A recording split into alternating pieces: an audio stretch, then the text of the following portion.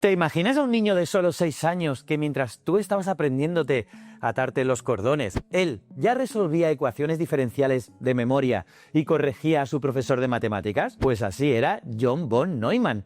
Y no estoy exagerando, no.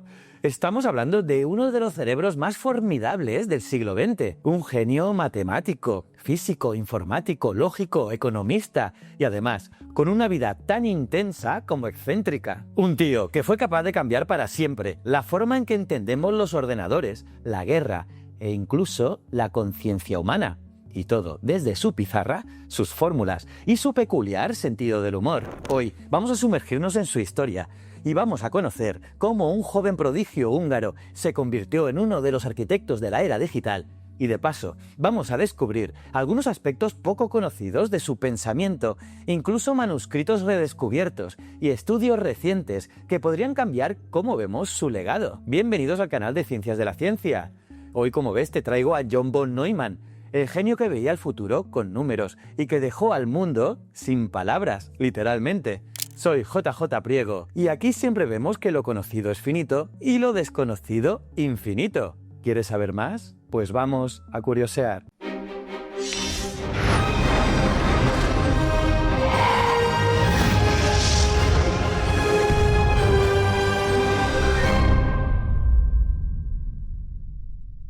John von Neumann nació en Budapest en 1903 en una familia judía acomodada. Desde pequeño, asombró a todos con su capacidad para recordar libros enteros después de leerlos solo una vez.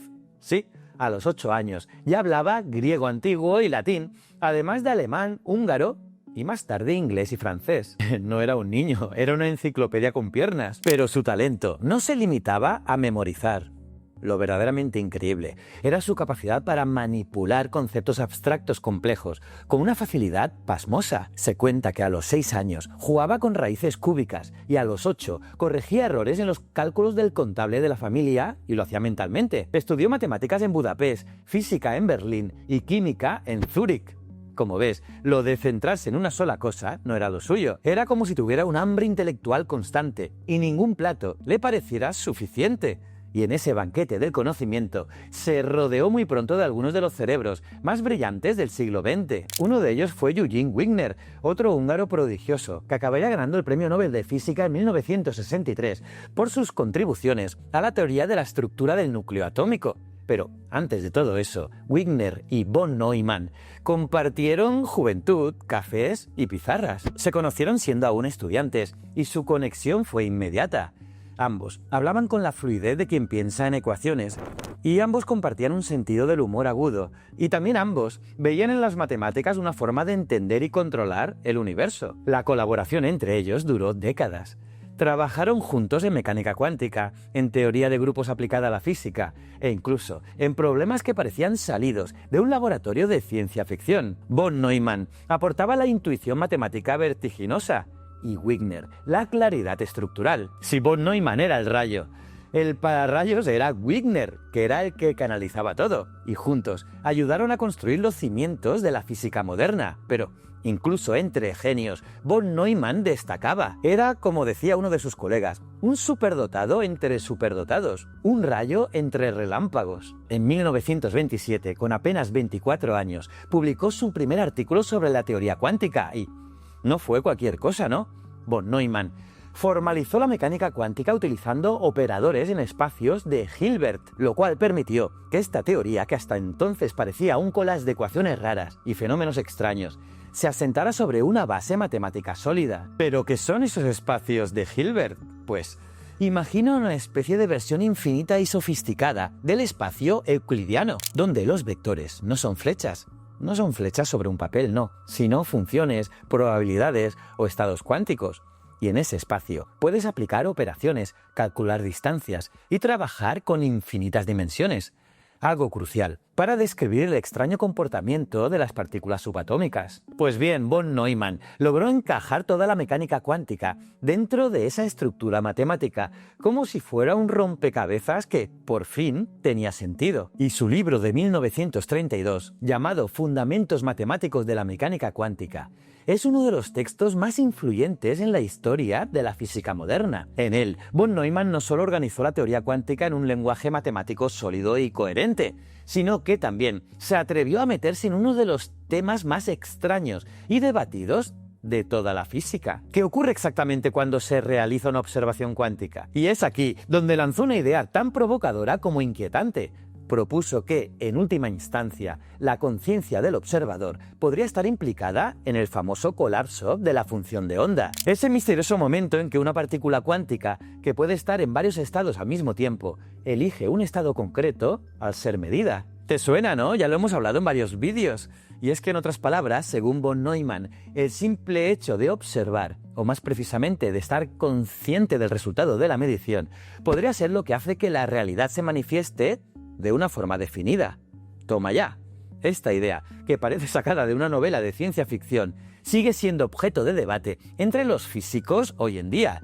Y lo más increíble es que para von Neumann, esto fue solo una parada más en su increíble viaje intelectual. Eso sí, recientemente, el físico Federico Laudisa publicó un artículo que aclara un poco este asunto, porque parece que, más que proponer que la conciencia mágicamente colapsa la función de onda, von Neumann estaba señalando que si seguimos la cadena de mediciones hasta el final, en algún momento hay un salto, y ese salto, lo llamemos conciencia o no, aún no lo entendemos del todo. Vamos, que von Neumann no era un místico, sino un formalista, con ganas de poner los límites, donde la física todavía no llegaba. Pero si piensas que su carrera fue solo teoría pura, prepárate, porque aquí es donde se pone más interesante. En los años 30, von Neumann emigró a Estados Unidos huyendo del nazismo y se instaló en el Instituto de Estudios Avanzados de Princeton, donde compartiría pasillo con Albert Einstein. Bueno, más que compartir, lo recorría a toda velocidad, porque se decía que si querías verle, habría que pillar su sombra. Pues bien, en Princeton fue uno de los impulsores de la teoría de juegos. Sí, esa disciplina que hoy se usa para modelar desde mercados financieros hasta negociaciones políticas o incluso el comportamiento de animales en la naturaleza. Pero, en su momento, era una idea radical, ya que era aplicar las matemáticas no solo a los átomos o a las máquinas, sino también a las decisiones humanas. Su famoso libro junto a Oscar Morgenstern, Teoría de los juegos y el comportamiento económico, publicado en 1944, fue el primero en sentar las bases matemáticas para estudiar cómo actúan los agentes racionales cuando compiten o cooperan entre sí. ¿Qué estrategia conviene más? ¿Cuándo conviene colaborar? ¿Y cuándo traicionar? Pues bien, en lugar de confiar en la intuición o en la psicología, von Neumann proponía analizarlo todo con números, modelos y ecuaciones. Y lo mejor es que esta teoría no se quedó en los libros. Hoy se utiliza en inteligencia artificial para que las máquinas puedan aprender a tomar decisiones. También en economía, para entender mercados y comportamientos de consumidores, en psicología también, para estudiar conflictos humanos, y hasta en biología evolutiva, para explicar cómo cooperan o se enfrentan distintas especies en la lucha por la supervivencia. Sí, flipa, ¿eh? ¿Te suena el famoso dilema del prisionero? Es en el que dos personas pueden colaborar o delatarse mutuamente y el resultado depende de lo que el otro haga. Pues sí. Ahí empezó todo, con el propio von Neumann sentando las reglas del gran juego de la vida. Pero von Neumann no solo estaba pensando en juegos matemáticos, porque mientras desarrollaba estas ideas, también participaba activamente en el Proyecto Manhattan, el programa secreto que desarrolló la bomba atómica. Fue uno de los cerebros detrás del cálculo de explosiones nucleares, diseñó la teoría del implosor para la bomba de plutonio y propuso el uso de detonadores múltiples para lograr la compresión simétrica del núcleo. Como ves, si estás pensando que su genialidad tenía consecuencias, acertaste. Su trabajo en física explosiva fue tan profundo que hasta en 2020 apareció un manuscrito inédito suyo sobre ondas de choque en detonaciones reforzadas. Se trata de un estudio técnico, manuscrito a mano, que revela cómo abordaba problemas complejísimos de dinámica de fluidos y ondas de choque, y la gente flipó cuando lo encontró. Sí, 80 años después sigue siendo material de estudio. Alucina. Pero eso no es todo, porque donde von Neumann marcó un antes y un después fue en la computación. ya que en los años 40, cuando trabajaba en la creación de ENIAC, que es uno de los primeros ordenadores electrónicos, se dio cuenta de que necesitaban una nueva forma de pensar las máquinas, porque hasta entonces los ordenadores eran mecánicos en su lógica, ejecutaban instrucciones externas, una por una, pero von Neumann propuso que las instrucciones también podían estar dentro de la memoria del ordenador, y de esta manera el programa y los datos estarían almacenados en el mismo lugar, como lo están hoy en tu ordenador, en tu móvil o en tu consola. Vaya tío, ¿eh? Y es que esta idea revolucionaria quedó plasmada en el documento llamado Primer borrador de un informe sobre el EDVAC, escrito en 1945. Y aunque no lo firmó como artículo científico, este informe se convirtió en la piedra angular de la informática moderna. Es la llamada arquitectura von Neumann. Y si tu ordenador funciona como lo hace, puedes agradecérselo a él, porque esta arquitectura permitía que las máquinas fueran programables de forma general, abriendo así las puertas a los lenguajes de programación, a la memoria dinámica,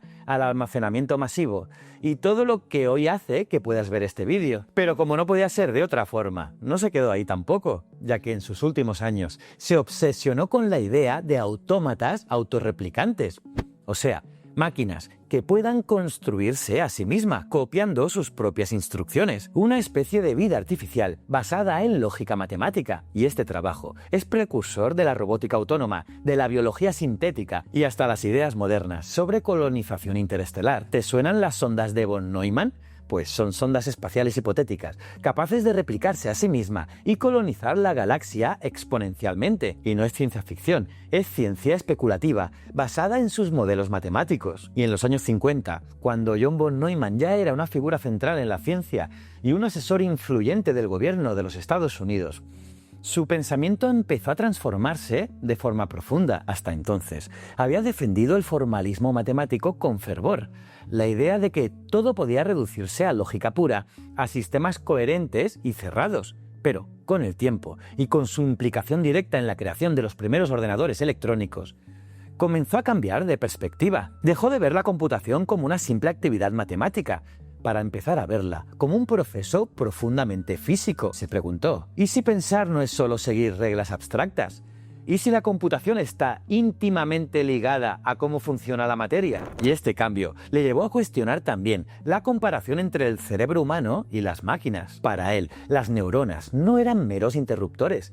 El cerebro trabajaba con información redundante, imprecisa, adaptativa, muy distinto de los ordenadores que él mismo ayudó a diseñar. Y poco antes de morir, escribió algo revelador. La descripción lógica del cerebro humano debe diferir radicalmente de la que usamos para describir máquinas computacionales. Una declaración sorprendente, viniendo de uno de los padres de la informática. Steven Miller, estudioso de su obra, afirma que von Neumann se convirtió en los últimos años en un verdadero filósofo de la computación. No abandonó su legado técnico, no, pero empezó a reconocer que la realidad, especialmente la biológica y mental, no podría explicarse del todo con fórmulas. Y todo esto ocurría mientras participaba activamente en la Guerra Fría, asesor del Pentágono, miembro de la Comisión de Energía Atómica y defensor nada menos del ataque nuclear preventivo. Para él, la teoría de juegos se aplicaba incluso a la estrategia militar. Muchos lo critican por ese pragmatismo extremo, pero vivía en una época marcada por el miedo a la aniquilación total. Y finalmente murió en 1957, con solo 53 años, tras dictar artículos desde su cama hasta el último momento. Pero su legado no ha parado de crecer. Su arquitectura informática, su teoría de juegos, sus modelos de autómatas y su visión sobre la conciencia artificial siguen presentes en todo lo que hoy llamamos inteligencia artificial. Von Neumann no solo construyó máquinas, anticipó dilemas que aún hoy no hemos resuelto. Y quizás por eso sigue hablándonos desde el futuro. Y eso es todo por hoy. ¿Qué te ha parecido este recorrido por la mente de von Neumann? ¿Lo conocías? Déjanos tu opinión en los comentarios, dale un buen like si te ha gustado este vídeo, que eso nos ayuda muchísimo y es gratis. Y por supuesto, suscríbete para seguir explorando los misterios del universo, la ciencia y las mentes que los han moldeado. Y si te quedas con ganas de más ciencia, más historia, pásate por Instagram, por mi Instagram, JJPriegoTV, porque allí estoy subiendo contenidos muy chulos. Te gustarán. Y recuerda, como siempre, que aquí decimos que el conocimiento es un requisito esencial para la supervivencia. Nos vemos en el próximo vídeo. Muchísimas gracias.